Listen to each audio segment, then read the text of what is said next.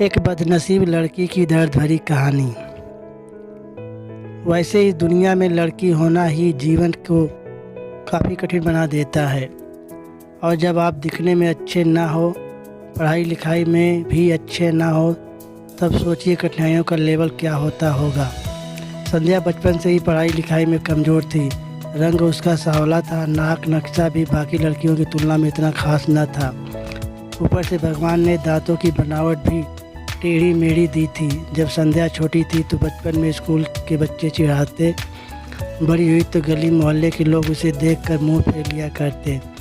कोई भी उसका दोस्त बनने के लिए तैयार न था। उसके रिश्तेदार भी कुछ खास उसे भाव दिया न करते।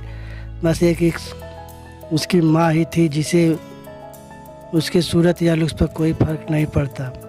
माँ संध्या से और संध्या माँ से बेहद प्यार करते। दुनिया भर की आलोचनाओं को सहने की शक्ति थी माँ संध्या के लिए। जब कोई उसे टपर बोल देता था, जब कोई उसे बदसूरत बोल देता था, जब संध्या को शादी के लिए देखने आए लोग उससे बिना पसंद किए लौट जाते, यहाँ तक कि जब खुद के पापा भी उसे मनहूस बोल देते, तब माँ ही थी जो उसे समझाती कि लोगों को बोलने से क्या होता है, तू तो मेरी प्यारी बेटी है। भगवान के लिए इतने सारे अन्यायों के बावजूद संध्या जीना सीख गई थी। वह खुश रहना सीख गई थी। जो भी गिने चुने लोग उससे बातें करते, उन्हें चुटकुले सुनाकर हंसाया करती और खुद को ठहाके लगाकर हंसा करती। इसके अलावा एक और बहुत बड़ी खूबी थी संध्या कि उसे खाना बनाने में बहुत मज़ा आता था। और ना सिर्फ खाना बनाने में मज़ा आता था, उसका बनाया खाना खाकर लोग जो स्वाद आता था वो उनको तृप्त कर जाता था। और यह उसमें अपने आप तो नहीं आया था। दुनिया के ठुकराए जाने के बाद उसने अपना सारा समय खाने के रेसिपी की किताबें, रेडियो शोज और टीवी चैनल के समर्पित कर दिया था।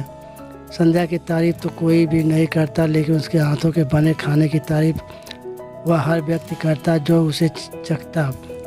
इस गुण की वजह से संध्या अपने आजू बाजू की औरतों में फेमस हो गई थी, क्योंकि जिसे भी खाना पकाना सीखना हो या कुछ नया पकवान बनाना सीखना हो तो संध्या के पास आती थी। और संध्या भी खुशी खुशी उन्हें सब सिखाती। उसके पास आने वाले औरतें अच्छा खाना बनाना सीख जाती थी। लेकिन लाखों कोशिश करने के बाद भी संध्या के हाथों का वह जादू जो सबको तृप्त कर जाता, वह कोई न सीख पाता। संध्या की ज़िंदगी इतनी उतार चढ़ाव के साथ कट रही थी।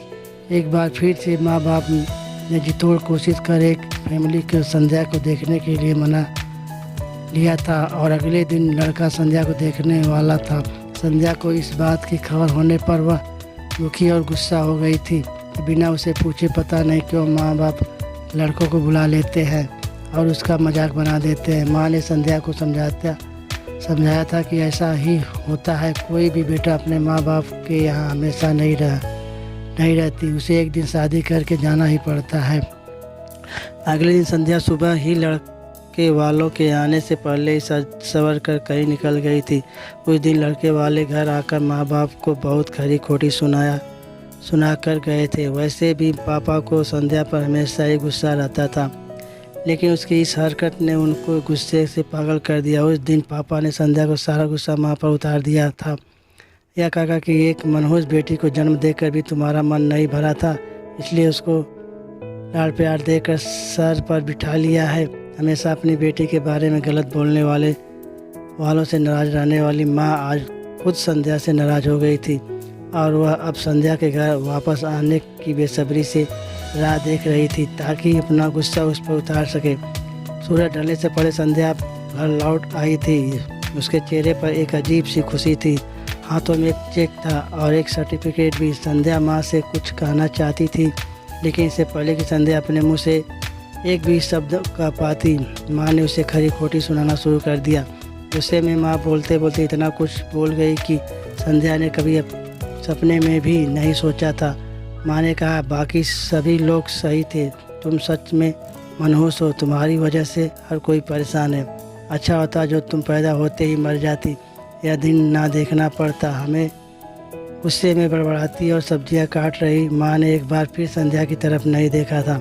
संध्या माँ की बात किसी पत्थर की मूरत की तरह सुन रही थी।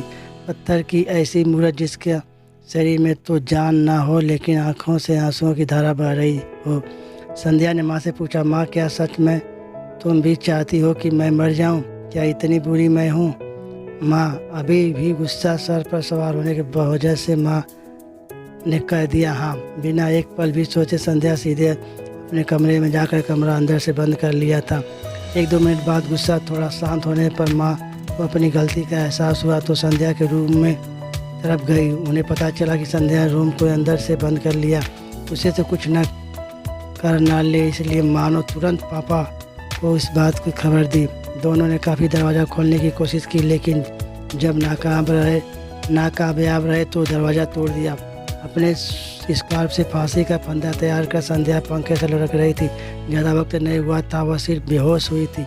माँ बाप ने तुरंत से पंखे के अलग किया और बेड पर लेटाया। पापा ने तुरंत डॉक्टर को फ़ोन किया। तब माँ का ध्यान बेहोश पड़ी संध्या के हाथ में पकड़ी एक चिट्ठी के पास ही में पड़े 5 लाख के चेक पर 5 स्टार होटल में शेफ की नौकरी के कॉन्सेप्ट लेटर पर पड़ी, जो संध्या अपने साथ लाई थी। माँ और पापा ने वह चिट्ठी खोलकर पढ़ी जो उसने अभी लिखी थी। चिट्ठी कुछ इस प्रकार थी, मम्मी और पापा, मैं जानती हूँ मेरे जन्म से लेकर आज तक के दिन मैंने ऐसा कुछ भी नहीं किया जिस पर आपको गर्व कर सके, लेकिन मैं आपको बताना चाहती हूँ कि आज मैं खाना पकाने के नेशनल लेवल कंपटीशन में जीत चुकी हूँ और यह 5 लाख का चेक मुझे प्रथम स्थान पर आने के लिए मिला था।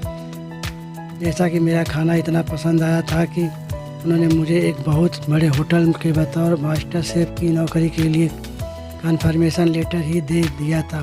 पूरी दुनिया मेरे खिलाफ है, मुझे इस बात का कभी भी फर्क पड़ा ही नहीं था और ना ही बाबूजी की कड़वी बातें मैंने अपने दिल पर ली थी, क्योंकि मैं जानती थी कि बाहर से सख्त दिखते मेरे बाबूजी अंदर से तो मुझे प्यार ही करते थे।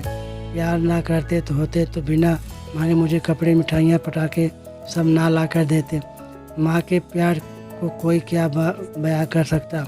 मेरी माँ के लिए मेरी सारी दुनिया थी। जब माँ मेरे साथ होती तो मुझे किसी बात की परवाह ना होती थी। मेरी माँ मेरी थी, इसलिए मुझे किसी और की ज़रूरत नहीं थी। मेरी माँ मेरे साथ नहीं है तो मेरी दुनिया मेरे साथ नहीं है, इसलिए मैं आज दुनिया को ही अलविदा कर जा रही हूँ। मैं जानती हूँ आपने कभी ना कभी भगवान से यह दुआ ज़रूर मांगी होगी कि अगले जन्म में मेरे जैसे औलाद ना मिले, लेकिन मैं हमेशा यह प्रार्थना करती थी कि अगले जन्म में तो क्या, मेरे हर जन्म में मुझे आप जैसे ही माता पिता मिले। और आज ही यही प्रार्थना करके इसी भगवान के पास जा रही हूँ। चिट्ठी पढ़ते पढ़ते माँ और पापा सर से पाँव तक पछतावे में डूब गए थे और बेहोश पड़ी संध्या के सर पर हाथ फेरते हुए फूट फूट कर रो रहे थे।